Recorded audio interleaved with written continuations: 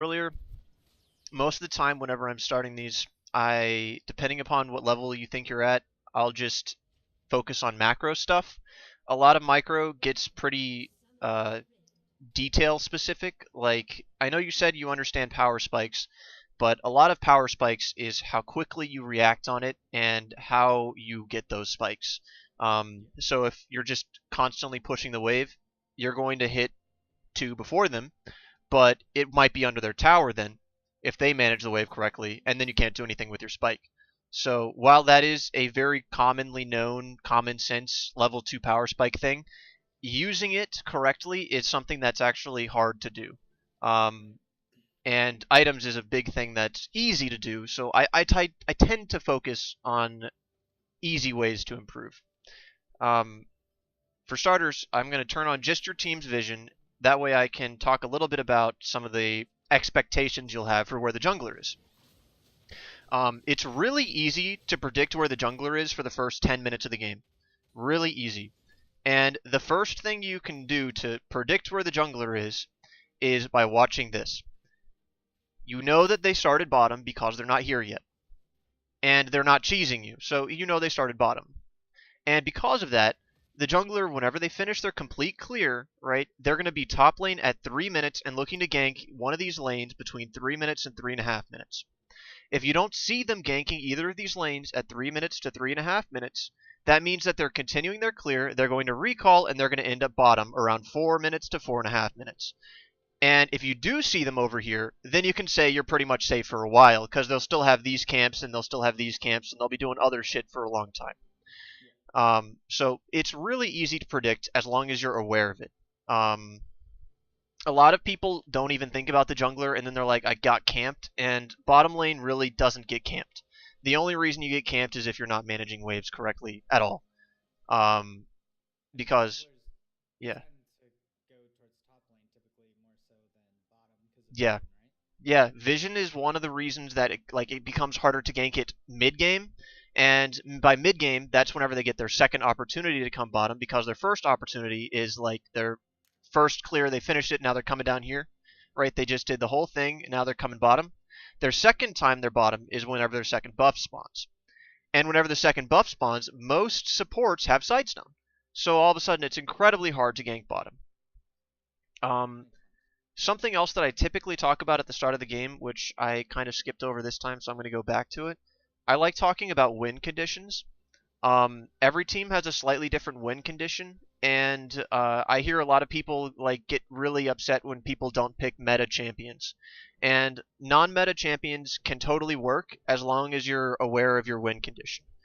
For your team, you have a strong split push with Master Yi, strong engage and split push with Kled, poke with Zoe, and pretty much all-in potential with Leona, Lucian, and Kled again.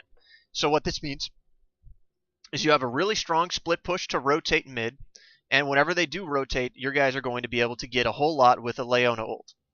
And Zoe, I still don't completely understand yet. I call her poke. I have no fucking idea what she really does. So I would say poke is a good description because her Q is mostly like her damage dealing. yeah, She's got a snare, which is her sleep, and then maybe a random spell. yeah, That's RNG. it's tricky, To predict. Yeah. and I haven't played much with her, so I'm just calling it poke. But what does that mean you should do, right? So in this lane, you have a kill-heavy lane for both sides. Thresh is a kill-heavy support. Tristan is a kill-heavy. Lucian and Leona. All of this kill-heavy. So if you guys fall behind early, it can snowball really badly. And if you get ahead early, it can snowball really badly. And you already were late to this wave, and Tristana pushes faster. So for the very start of this game, you're not going to beat them to level 2. Which means you should try and let this into your turret. Not all the way there, but you can get it to freeze around here. Remember I was talking about the level 2 spike? This is what your idea should be from the start of the game. Set your wave up here. And you can do that by just last hitting these normally, because she's going to clear this really fast, and then she's going to clear this really fast with Thresh, thinking that they're going to get this level 2 spike, and the wave's going to push in, and it's going to get caught right here. That's what you want to do for the very start of this. But okay, macro play. So what I just told you about your win conditions was essentially you have a split pusher, and then you have this awkward group, right? So in your ideal situation, you're going to have all three of you in a lane, so that way if Zoe hits something, you know, her sleep bubble or whatever, whoever she hits dead. And if Kled gets a good wave pushing in, he can just rotate mid and kill whoever's there too. So early game, you're just grabbing your money until you can basically ARAM. And I'm not talking about just normally ARAMing, because a huge part of that is managing your bottom wave to make sure that you don't have to be here. So I'll talk more about that later. And sometimes if the Yi's doing that for you, then that's fine too. But you're not going to be getting enough money if you just let the Yi get every wave. So you need to make sure that you still come down here. So you're coming in here and you really disrespect for the start of this lane in a lot of ways. So I'm going to now start talking about a little bit of microplay. And you're saying that you understand cooldowns. Well, knowing the number isn't what understanding cooldowns is. Understanding cooldowns is right here. That is not understanding a cooldown. Do you see how close he is to you? And he has spells, and he has his flay, he has his hook, he has something. And you completely disrespect that, so you do not understand his cooldowns, because he hasn't used it yet. And that's something that you think you understand, because, you know, it's, yeah, I play supports, I know he has his hook and stuff. It's like 15 seconds if he misses it or some shit early game. But if you get that close, then you're completely disrespecting it. And whenever they're doing this, and you have your trinket, put a trinket down. Don't let them have bush priority, because then those blind hooks can hit you. And it's a really easy way to just ward. You're doing the right thing, kind of letting it come into you, because they did hit 2, and your wave is going to be in the right spot. So this is actually pretty much exactly what you would want to do. Leona's stepping up a little too much, but otherwise it's perfect. So now I was telling you about the times that you are going to be able to potentially get ganked or get a gank. Your last hitting also needs work. But you need to be talking to your team and telling your team, we have a lot of setup, come gank for us. If the Master Yi knew that you wanted a gank, and if you could keep the wave here, which you can because it's a Tristana, this is a really easy gank. And the only reason you're ever going to get a gank early bottom lane is pretty much if you call for it. So type into your chat, you know, Master Yi, come bottom at level 4, right? He'll get 4 somewhere around here. Maybe he'll clear this too, and then he'll come bottom. Otherwise, he's going to just farm. My philosophy on shot calling is, if you want to climb, then that means you think you are better than the people you're playing with. And if you think you are better than the people you are playing with, that means you should be the one making decisions. That doesn't mean ignore decisions, because the people you're playing with are the same rank as you, but you need to lead your team to victory, because if you're better than them, make the calls. Help them win, right? Type to them, ping, whatever. Make the calls. Again, your last hitting needs work. These are free minions. Yeah, I definitely know, like, last hitting is something that I need to improve on. And you also are using spells on the wave. I was telling you power spikes and cooldowns and stuff are important, but whenever you use a spell on a wave, you make yourself vulnerable to their abilities, because their abilities can be used on you and you cannot trade. Now, if your Leona was to go in there, right? For whatever reason, your Leona was to go in. Let's say she's level 3.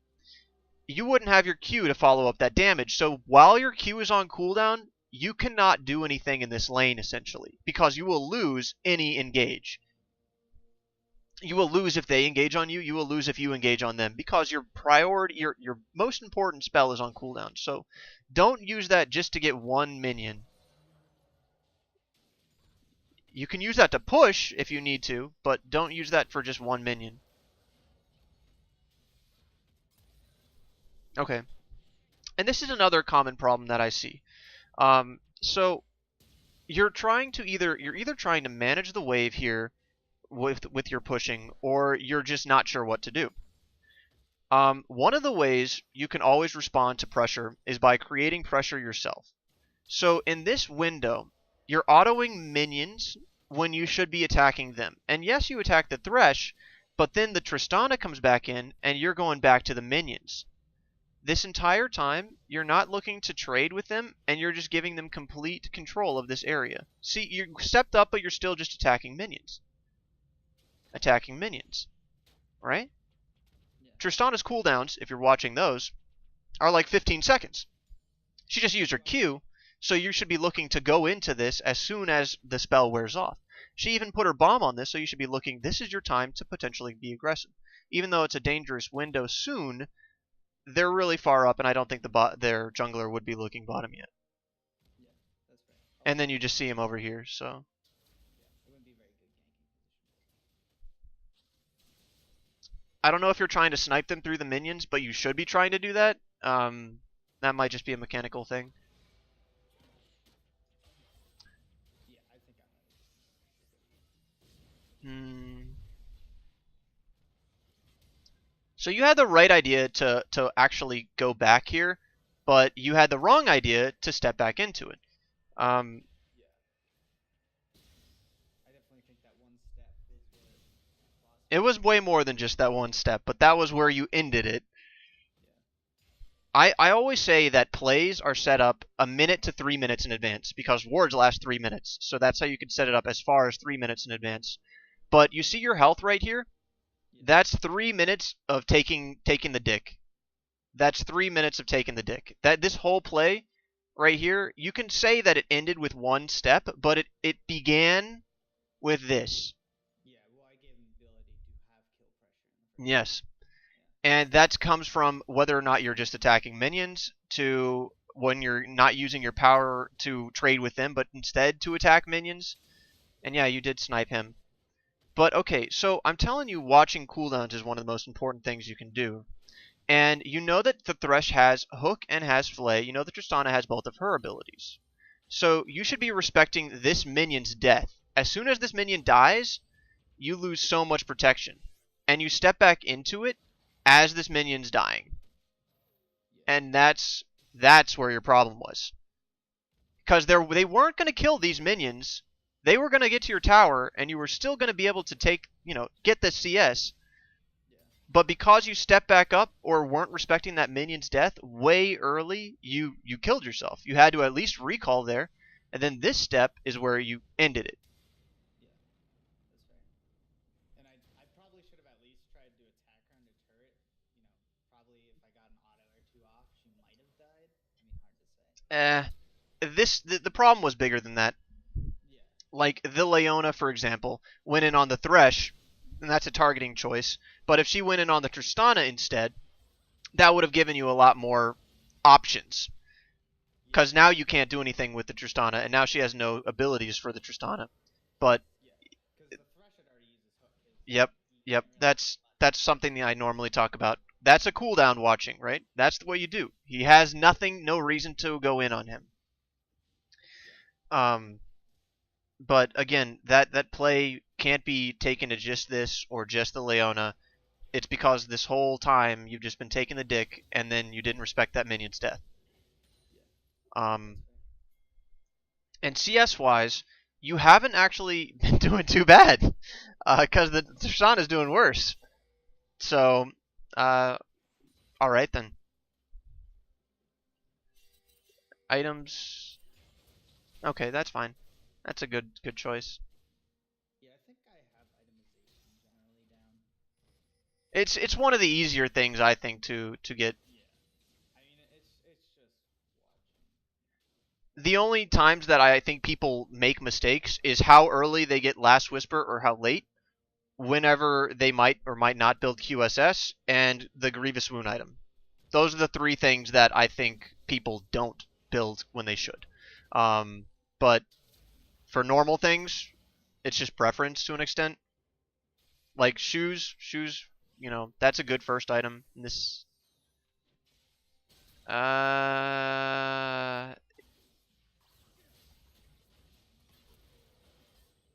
okay, this is just awkward. So if you're watching mana, that's one of those things that I told you was important to pay attention to. Then you knew that was a safe E. I don't know if you were paying attention to it, but you should have known it was a safe E. This is just awkward. This shouldn't be happening. Yeah. I mean, it's just like I wasn't sure where to position myself. You're not paying attention to cooldowns then, because this whole time you have had free reign, literally free reign, and could do whatever you wanted. Blew all of their cooldowns. Go as hard as you can on this guy, but you're attacking minions. Tristana has no jump and is tunneled on this. You can be attacking this guy. Vygar just uses shit over there. Thresh has no mana. Vygar used one ability in your direction. That whole time, you probably auto-attacked them like twice. One, two auto attacks. I'm pretty sure you have more auto attack speed than that. And that's not paying attention to their cooldowns, which you said you had down, and your mana, right? Because if you the Thresh only had mana for one spell. Ooh. Ooh.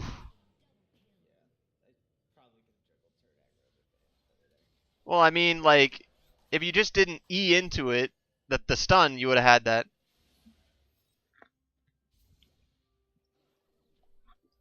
So that's a mechanics thing, though. I don't think that that's something that I should focus on. Yeah, that'll show itself.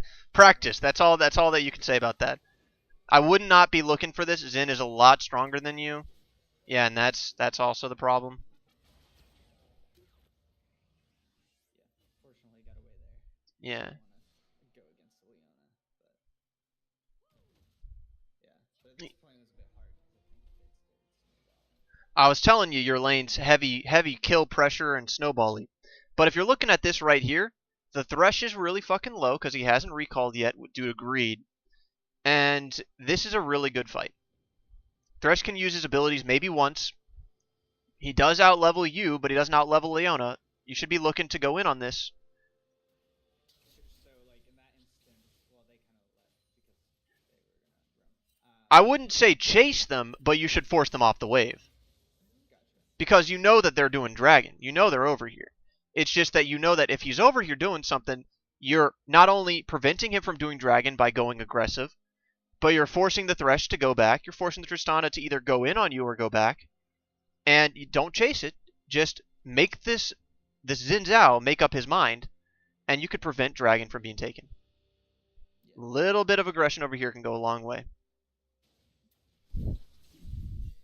And now that's different though. As soon as the dragon was taken, then they're looking to gank or recall. Now, whenever you were pushing that wave in over here, that was risky. I don't know what you were really trying to do with that, because you were not getting this to their tower. There was no way you were getting this to their tower. And this is bad. Okay. So I shouldn't be just always trying to auto push the wave. No. So, like, minions are literally pawns in a chess game. Literally. And, you know, your towers and stuff, those are your, like, bishops and your rooks and stuff. Those are worth the points, right? Yeah. And then this is what takes the game. Yeah. And Baron's like the queen. Okay, yeah, putting it into a chess analogy. But these things, if you're not thinking about them, then you are not going to win the game. That's what chess is. And League of Legends is a strategy game. It is. It's a strategy game. Because if you are good at mechanics, but you do not have strategy, then you are going to probably cap out in high silver or low gold. Maybe if you play the right champion that can just turn it on people, platinum. But, like, you need to manage these waves to make it so you don't die to stupid shit. You need to make sure that you can use your power spikes, which, you said you understood level 2. And I told you, just auto pushing is going to get you there first, but it won't get you anything afterwards. Now, was there anything I could have done there to assist my Yi in that gank? It seemed like not really, given the fact that. I think that was really forced. I wouldn't have been looking for it. I don't think. And you're out of mana. You see, this is a problem with auto pushing like that. Out of mana. Now you don't have anything for anything that's going to happen here. Xin Zhao's probably going to show up too. No, he's over here. Okay, I thought he'd be on bottom. Disrespecting cooldowns.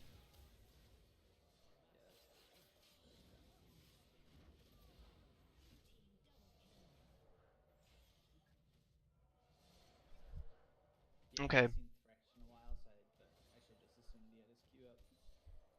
He hadn't used it in a while. Yeah.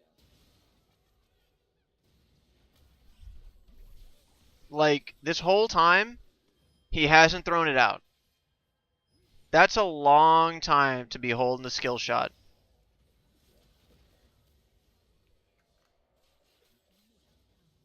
And realistically, even though a cooldown is like 15 seconds, if he hits someone, it's like 8. So I think he would have hit someone over here, and he should have been assuming it was like 8. Yeah, that's fair. Yeah. At this point, it's a bit hard. I think I get a few kills and make like a little bit of a comeback. I think at Well, 6. whenever you're down like this, the strategy that is the best strategy in my mind is to essentially remove both yourself and the enemy AD carry from the game. If you split push this down correctly, you'll constantly be forcing the Tristana to come back to the lane and clean up the minions, right? Yeah. But then you walk away before they can kill you, and that's how you can spend this and stall out a game while being behind. It's the most annoying thing when the like 2-7 Caitlyn constantly pushes bottom because you know she's gonna die again, but you can't get anything while she's pushing bottom. And there wasn't really anything to do there. Yeah, there's nothing. I didn't want to try to like go into that because Leona was dead to right, so that seemed a bad idea. Yeah, I don't know what that Jin Zhao was doing earlier. He just kind of gave me a free kill. He just kind of Hey, stood there. count your blessings. Yeah. You're way too safe back here though. While your team is looking to gank for you, you are like you're AFK, and they forced that a little bit too hard, but you should have been at least closer, maybe baiting them up.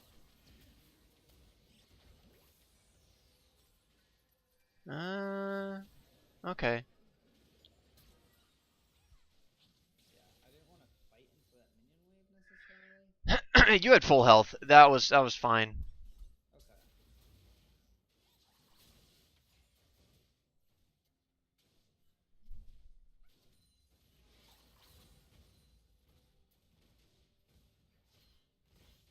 You're giving them a little bit too much respect. Whenever you have minions to stand behind, as long as Thresh isn't like this close to you, you're fine. Yeah. As long as I'm in auto range and behind minions, that Thresh can't really do anything, I guess. Also, I guess I got red buff at some point, which is Xin weird. Zhao. Yeah, I was very confused when I was like, wait. And I was like, oh god, I have red buff. So tried to play a little bit more up because I knew I had red buff, but If you call this playing up, then then maybe that's another problem. yeah, maybe not up enough. Then again, you really don't have a lead or a disadvantage right now because Tristana hasn't bought. So that was probably your last chance to play aggressive. So from now on, I would be playing like a bitch. Ugh, that was so risky. What, my move? Yeah, where you were stepping back into potentially a Vigar stun. So like this is all okay, but then like what I'm talking about is like this. Oh yeah, I was definitely too close to that guy. There was no reason to do that because he had cooldowns.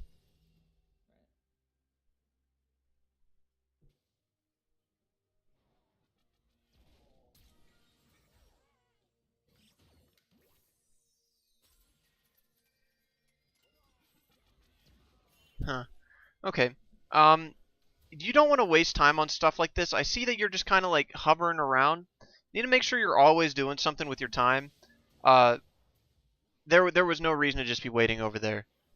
Yeah. You go to the wave, push in the wave, make it so that you can recall and get your power spike, or make it so that way you can set up for dragon or something. But just standing over here does nothing. Yeah.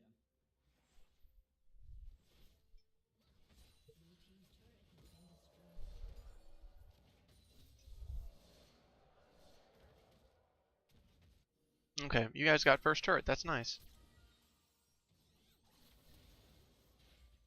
So your team's doing pretty damn well. You win this game? No, we lost this game. Ooh, Because I think Jin Zhao just started. mopping you up. I don't remember. Yeah, I don't remember what. It was definitely a team fight. I You use your abilities way too often, by the way. Like, your Q is the only thing you should ever use to clear waves as Lucian. Don't use your W for that. It just takes too much mana, and you don't rank it up so it does no damage. And now you're out of mana, so now if you guys get into a fight, you can't do anything. Lucian is, like, so reliant on his mana. Okay. You spam your W. So, as soon as you take this, you should not be bottom anymore. As soon as you take this, the only thing you should be trying to do as an AD carry is keep this wave pushing in and focusing on other objectives. So the best thing you can do as an AD carry at like my level of play is to rotate top. Take this tower next. You're an AD carry, and if you grouped top with your Leona, you know immediately just fought this guy, you'd kill this guy, you'd start taking the tower. Most of the time, see, the Heimerdinger doesn't have TP. They just TP back to lane. People don't care. They just are like, I get a free recall. But then whenever they die to shit like that, they don't have a fast way back. Yeah, and the Triss would have to rotate. And the Triss would be too late. Her only option would be to maybe take down this turret. But if she takes down this turret, then that just opens up even more like room. I don't think that there's ever anything wrong with losing a single outer to trade an outer, because like it just gives you more room to, it opens up the map. And after you kill the Heimerdinger, you could take Herald, and then Herald guarantees you another turret. Yeah. So all of a sudden, if you rotate this correctly, you take, you know, probably 400 global gold for your team for like 150 global gold for them.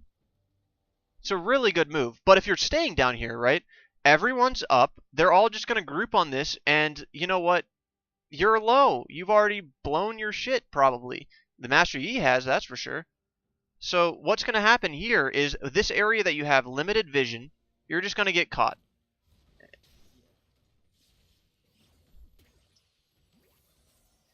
And yeah, you did recall here, and so did the Yi. Zoe stays and Leona stays. I would be typing in chat, hey Leona, come top. Yeah, I think I went mid because of the... Yeah. And that's just because Zoe didn't recall. And you see Zoe ended up just solo dying over here, exactly like what I said. The problems with this, and then you mechanically... But this is exactly what happens when you just overstay to stupid shit. And there was no reason for you really to be middle. I know you were trying to hold the wave, and I mean, you could have, but you misplayed mechanically. And then, you know, this is a really easy gank. So if you had stayed alive and Zoe was middle, just walk up here, kill this, take this tower. Maybe they get dragon, but they're getting dragon now anyways.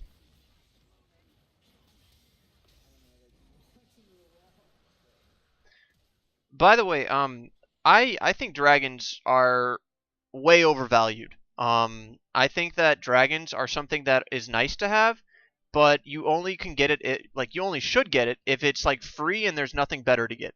So for example, if the minions are pushing into the turret, take the turret instead of saying, now we have time to go dragon. Turrets are more valuable than dragons. And Herald is a little more valuable than dragons, but I think it's still less valuable than a turret. So that's my opinion, and I actually have other videos and I rant about that a whole lot. But for this, just know that you don't need to worry about trying to steal this or dying for this or fighting for this. If they're taking it, give it to them. Because that happens, and now not only do they have the dragon, but they have a kill. Just not worth it. Similarly, that wasn't worth it. So what you're doing right now is not a good idea either. You're trying to create pressure while they're doing dragon, right? But you're going to clear out this wave. They're going to either rotate mid and get you, or they're going to rotate bottom and take this turret. If they rotate mid, they only really need one person to hold it, 2 people to kill you. If they rotate bottom, they only need one person, Tristana, to kill the turret. What you should have been doing, in my mind, is going top. Kill the Heimerdinger in this window, super free. So should I be trying to like rotate the side lanes before anything else? Mid lane turret for outer turret has already been taken. What you need to be thinking about is how much wave clear do they have, and what's my kill pressure there. So if you can kill them, which you can with a Kled has that long-ranged engage, tons of damage, and then his like pullback thing, and you have an okay amount of damage too. Leona would make it a guaranteed kill, but she's doing other stuff. Mid lane, Vigar would have been really hard to siege into with his W and his stun. I would have probably prioritized top over mid, but it still would have basically depended on if you could get a kill either way. Which is why I keep saying gank top. I'm not saying just rotate here. You would have to gank this.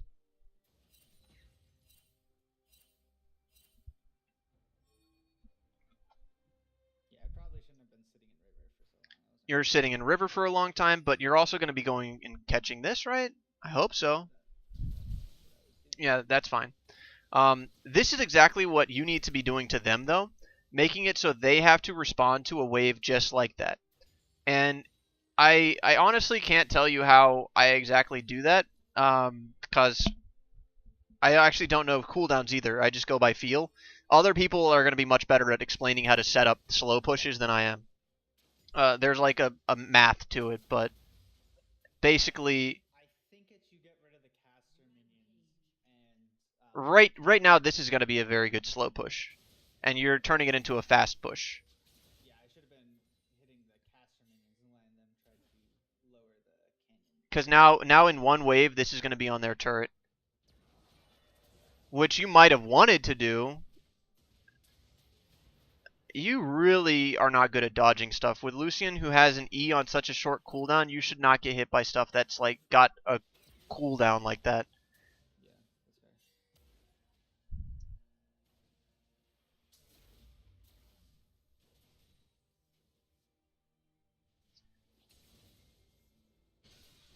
I think what you should be trying to do to practice some of this is, like, since your problem is shit like this, getting hit by everything and minions, right?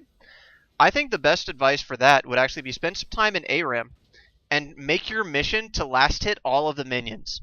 And just like screw the rest of the game. I don't think that ARAM's very competitive, but if you can last hit the minions in ARAM, you have all of these other champions that are also attacking it, so that way you can last hit it with a support that randomly auto attacks minions. And you also are going to have to be dodging shit the entire time, because these guys hitting you with stuff that's so simple, right? ARAM's just a battle royale. So play a battle royale and focus on CSing and get, hopefully you get an AD carry. I don't know how easy that's going to be actually. But mechanically, I think that that's probably your biggest problem. You've been hit by like 4 or 5 easy to dodge things, and then your aggro over here, you really don't know when you can fight, and I don't think that ARAM's going to help you with that.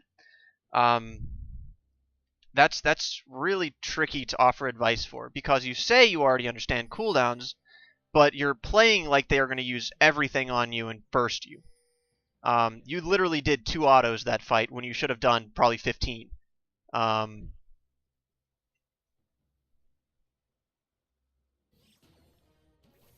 But let's look at this. So I told you to gank this lane. He's going to kill him by himself. That's how strong Kled is. And if you were up there, you would have guaranteed a turret off of that. But now Hemmerdinger's teleports back, so he's just going to TP back to lane. That's fair. I definitely should have been helping the Kled at some point. Yeah. He was pretty fed, so we could have been able to push that lane and get pressure. Because like pushing that mid wave without like. You always need to be thinking about what you can get next. That is always the focus of this game. So whether or not that is warding, so that way you have vision control of an area that you want to do something. So like right now, Baron's dark. Probably means it's also dark for their team. You throw a pink ward in here, they got to face check it eventually. Means setting up a wave bottom, which by the way, since you push this fast into their turret, this is going to come back to you really hard in like 2 waves. So you're going to have to respond to this while Baron's up, which is, one of the reasons why that was kind of a not necessarily bad, but questionable move. You also have the problem of where you are right now. I don't know. You're walking mid, right? But the best case scenario in this siege is you kill all 3 of them and you get something. If that doesn't happen, then you are not going to get this turret because Vigar is just going to zone you out. And that's probably what you do. You probably just go mid and get zoned out. Right? Yeah. See, you just waste time here. Now, if you're thinking about what you could have done, you see Hemmerdinger just teleported back to lane, right? Kled also has teleport. If you had walked top lane, waited for Kled to come back, and then just killed him, all of a sudden you have a turret over here. If you had a pink ward in your inventory, you know what? Now you outnumber them. Put a pink ward over here, and you start baiting this. Now they have to check that, so you maybe get a pick over here and can look to this. But instead, you guys are just ARAMing where you have no vision, right? These are new wards, so it's not like you had set up something earlier. These are new. And this wave is going to come out, so in like two waves, right? You're going to have to be down here, so if you don't do this now, you're not going to be able to do this for a long time. And you guys get a pick. Well, what is this Tristana doing? Okay, so I guess the you kill all three of them ended up happening, huh? Except for that. Yeah, you get hit by way too much, my friend. Way too much. Like, in my opinion, AD carry is like the easiest role in the game, thought-wise. Thought-wise, it's the easiest role in the game. But mechanics, it's probably the second most intensive. I think mid is the most intensive mechanically. And there are little things that, like, champions do that I'm not going to go into. But, like, it's really hard to lane mid lane. Bot lane is pretty easy to lane. At least up until my level where it's still pretty easy to lane. But mid laners at my ranking are, like, really good. Top lane, I think, is fucking, like, pretty hard to lane. It's also really hard to know when to teleport. I think top lane is also really challenging to carry with. I have no idea how these people do it. That's my worst role. Top is also super like punishing if you have incorrect wave management. Like if you can't Yeah. wave manage because you got like pressured too early. You get zoned out for one wave, and then all of a sudden it becomes 4 waves, and you're under 2 levels. Yeah, and so that's definitely the harder part with with the duo lane that doesn't really matter. But, okay, so what I'm saying is, you should already basically have the thought process down for the AD carry role, like, coming into knowing these things, right? I told you, manage this wave, so now you know to manage this wave. That's a pretty easy fix. Top lane, you got to get into micro things in order to be able to get into something like this. Like, a lot of micro things. But macro, rotate up here. You still need a lot of work on your micro, your mechanics. The shit like you were hooked at least 4 times this game probably, and you got just as many times in the Vigar stun. And I can guarantee you that that will not fly with a champion like Lucian or Vayne or anything that has mobility like that. Like, that's not acceptable.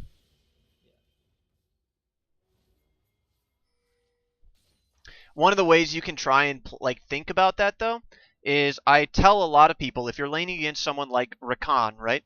Never use your E unless you see him use his dash onto you. If he dashes onto you, that's the only time you E.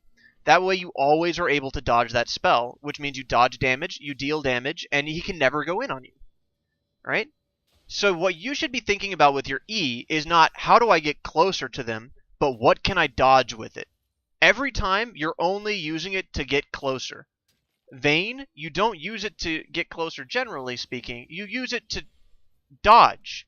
The reason you have mobility skills like that as an AD carry is for kiting. It's not for engaging. Otherwise, play Varus, right? Varus doesn't have a dash, but he can engage, which is what you've been trying to do all the time. So what you guys are doing over there, you're also kind of giving up this, and they're definitely going to be able to take this in one wave. So that's not worth. And then they're going to be able to rotate to this and take this. You had to recall like right away.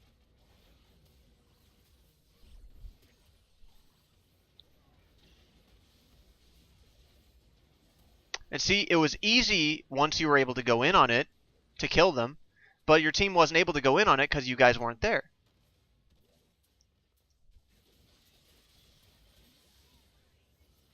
And now you lost this. See that wave you set up earlier literally lost you a tower.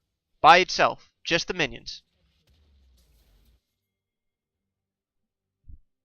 Yeah, so I should definitely look to try to slow Well, you know, fast pushing isn't bad, but you need to be thinking about what you're going to get from it. And whenever you rotate in mid, you almost killed two people, and then if your idea was, someone has to respond to here immediately, and then you did Baron, that would have worked. But that wasn't what happened. What happened was you guys just ARAM mid for a while after that, then everything reset, and then the wave came into you, and you lost 150 global gold.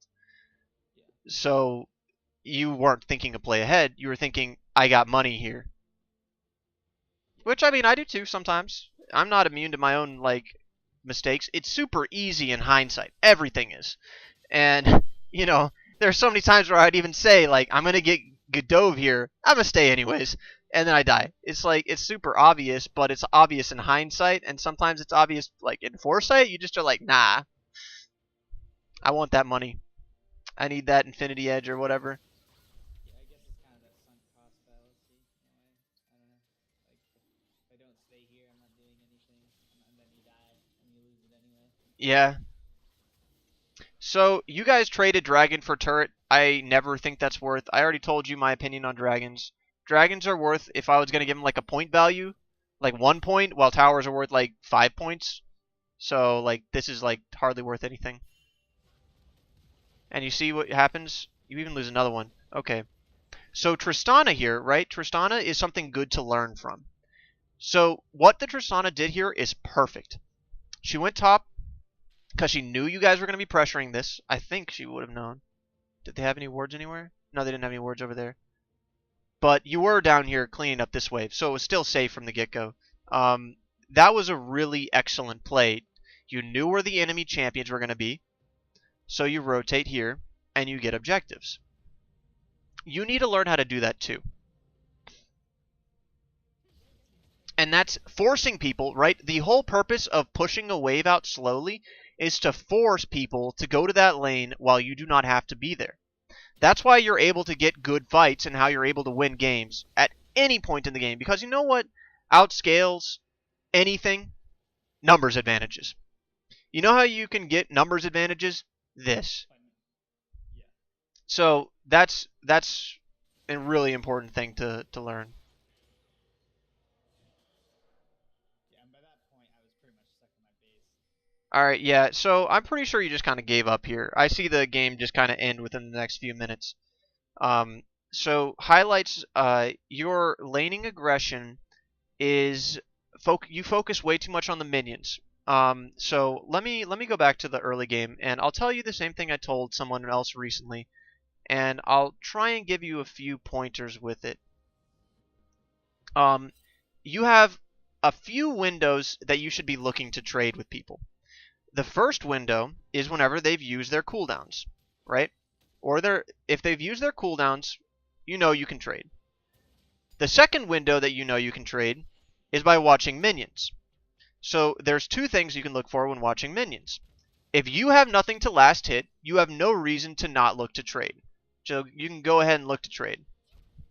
Like right now, yeah, right now they have 3 minions that you are not going to last hit, so you have nothing better to do with your auto attack, so you can auto attack them. Be posturing aggressively, auto attack them. The other thing is whenever they're going for a last hit. That's a mid lane mechanic mostly, but it's also like a good like Caitlyn mechanic or anyone with long range. You could even snipe people with Lucian's Q. They cannot dodge if they are in the middle of last hitting. Otherwise, they lose a CS. So whenever you're their last hitting, you should be looking to snipe them. You could be looking to do a lot of things. So that's called like trade positioning, right? I don't. If there's a term for it, then sure. But you're looking where they're going to last hit your minion, and then you can yeah essentially trade on them because you know they're going to have to step up to X minion. yeah. So those are like a couple of big things that you can be looking for with simple laning. Like right now, none of these minions are going to be dying, and they're not going to hit 2 for probably 4 auto attacks, but they're going to rush that, which means you can get 2 auto attacks on them, then walk away.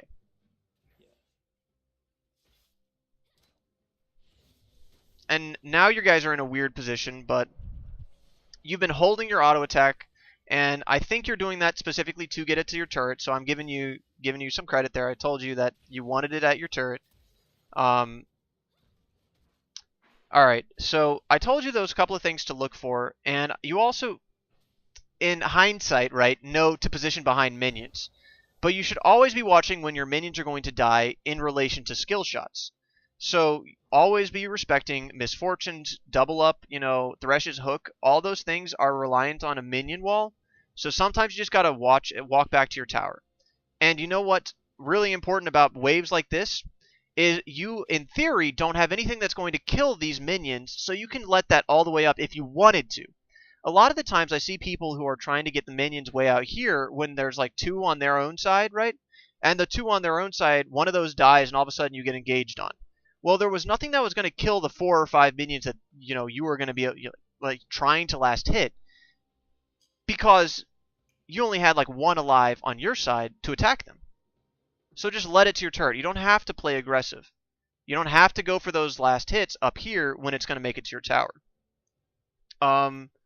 For a little lesson again on like wave management, you need to be knowing when the jungler is going to gank. I did touch on that a little bit early game, but then there were too many other things to like return to it.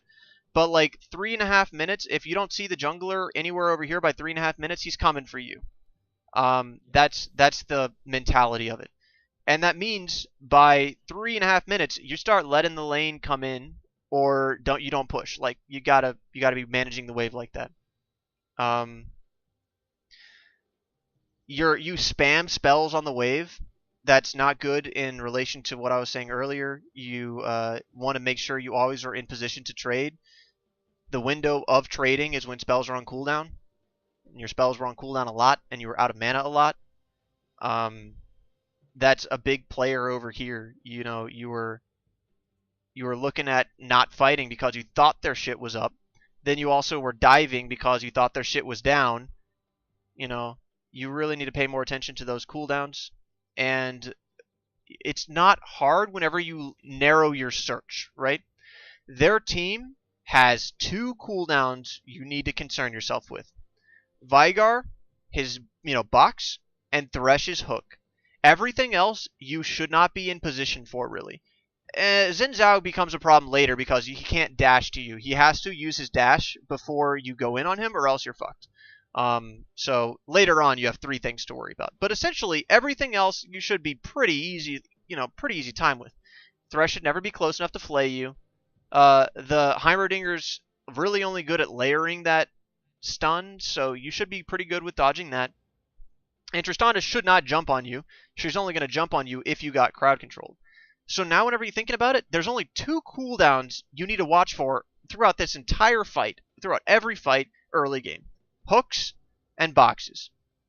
And if you see that's already been used, you got like 10 seconds. If it hasn't been used recently, then you just assume it's up. You were thinking like right here, there's no way his hook's up still. He was holding that for at least 8 seconds. You should assume it's up. I also noticed like you don't ping a lot. I really am. I think people should ping more, even if it's just fall back.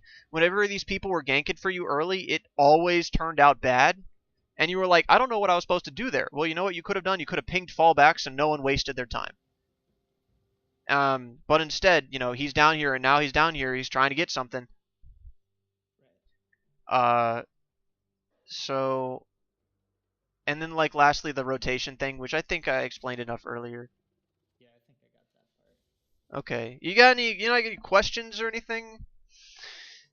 No, I don't really know what people would ask. I feel like that's always a loaded thing whenever I ask people, you got any questions? No, I mean, I'll definitely practice some things and see, how that goes. Probably specifically laning is definitely one of the things I want to practice. Right. And then make tracking cooldowns and just...